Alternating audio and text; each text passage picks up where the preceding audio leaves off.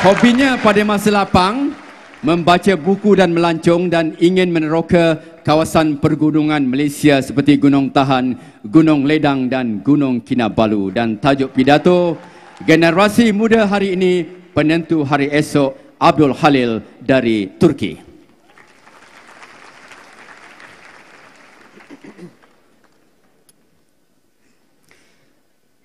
Bismillahirrahmanirrahim.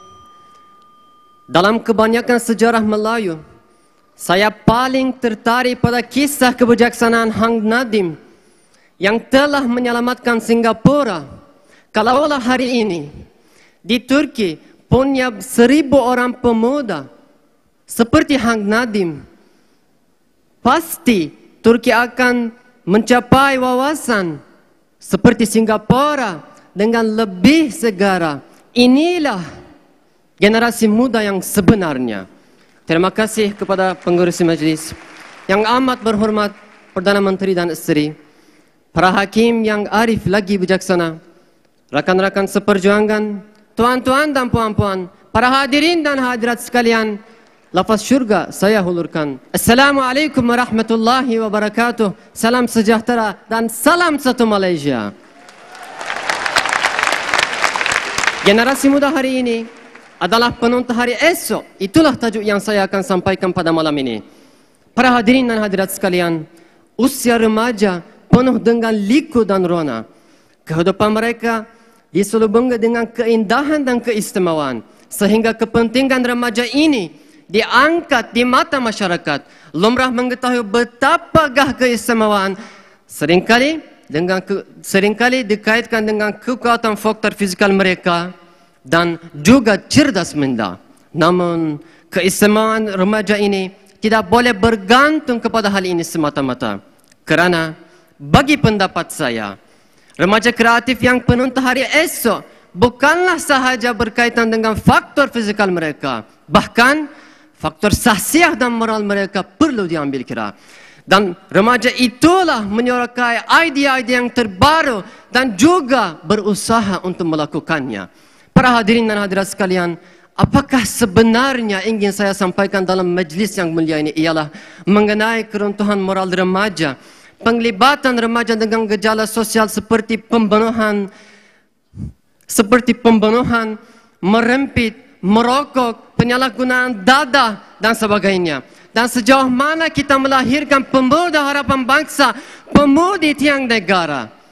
Memahami akan hakikat ini, terdapat 3 faktor penting bagi membentuk generasi akan datang, yaitu faktor yang pertama, keluarga.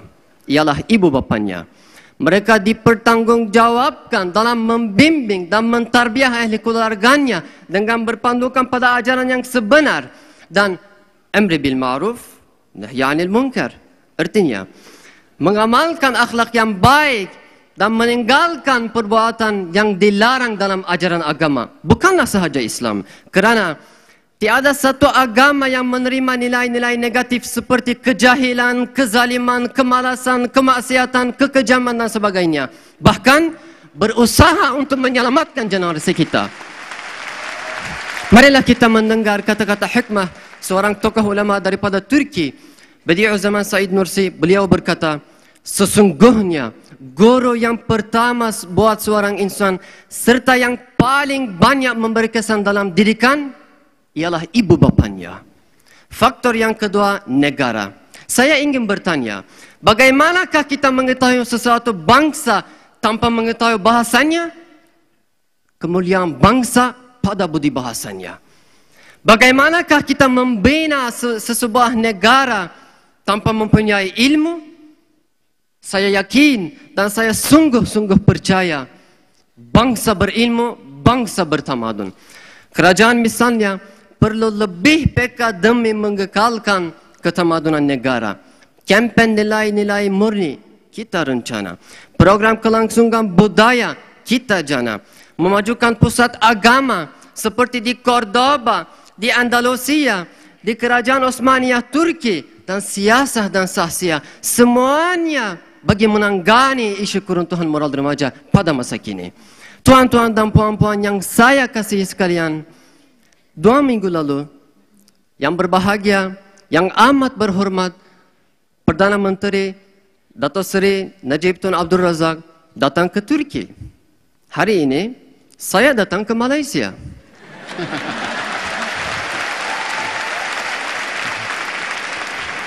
Hari ini, saya datang ke Malaysia. Syukur dapat bersemuka dan saya ingin menyampaikan rasa teşekkürler atau terima kasih rakyat Turki kerana selepas ini tiada lagi wiza di antara Turki dan Malaysia. Dan juga kesediaan Malaysia bekerja sama dalam bidang teknologi, ketenteraan dan juga kendaraan.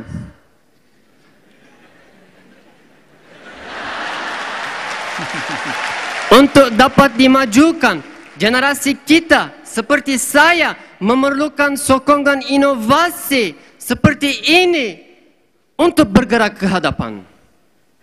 Sekali lagi, saya berterima kasih kepada Perdana Menteri Malaysia. Faktor yang ketiga, remaja itu sendiri. Sabda Rasulullah sallallahu alaihi wasallam, sebaik-baik pemuda di antara kamu ialah pemuda yang tahu jati dirinya dan sedar akan masa depannya dan tidak mengikuti pujukan hawa nafsunya. Kerana setiap remaja secara tidak langsung memahami bahawa kehidupan ini adalah sementara. Mereka berusaha memperbaiki nilai hidup di dunia ini sebagai bekal di akhirat nanti, seperti yang dituntun dalam ajaran agama Islam dan juga pengganut ajaran agama yang lain. Pemuda dan pemudi yang saya kasih sekalian, setiap negara ada superhero berbeza. Di Amerika, Superman. Di Malaysia, Cicak Man. Di Turki, Cüneyt Arkın Man. Walaupun superhero kita berbeza, tetapi generasi muda kita tetap sama.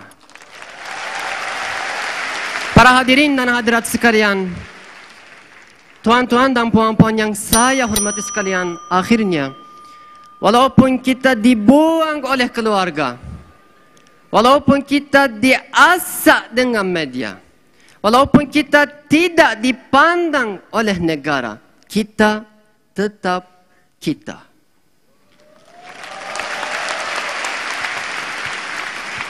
Ingatlah generasi muda, Agi hidup, Agi geladan.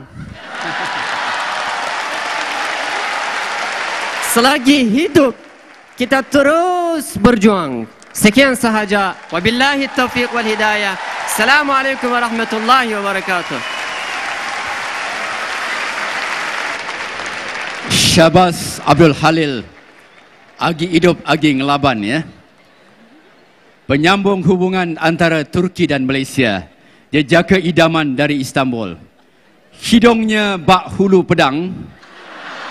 Alis matanya lentik. Tambah misai dan jambang. Ramai gadis yang tertarik. Itulah Abdul Halil dari Istanbul, Turki.